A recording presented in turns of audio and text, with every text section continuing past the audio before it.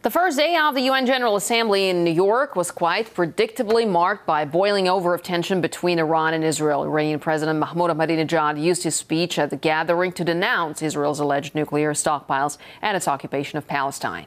The Iranian president's address to leaders and ministers from over 100 countries prompted Israel's ambassador to walk out. Ahmadinejad also implicitly accused the U.S. of shielding Israel and paving the way for a strike on Tehran. This comes just days after Washington decided to remove an Iranian militant group, the MEK, off its terror blacklist. Jamal Abdi, the policy director of the National Iranian American Council, believes the sudden change of heart over an organization striving to overthrow the Iranian regime is no coincidence.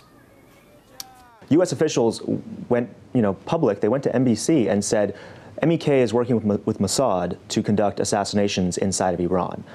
So there's clearly, at least reportedly, still a paramilitary aspect to this group, and they are committed to advancing their political agenda by using violence. And here's the thing.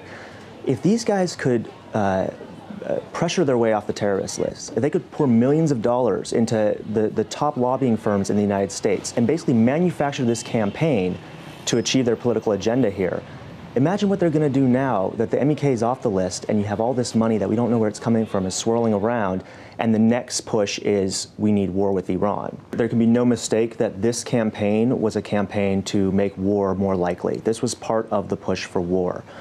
When you have negotiations between the U.S. and Iran, the number one hurdle from the Iranian side is this perception that the United States doesn't actually want to negotiate a resolution to the nuclear issue, that this is about regime change. Just like on our side, our number one concern is we can't trust the Iranians that they don't want a nuclear weapon.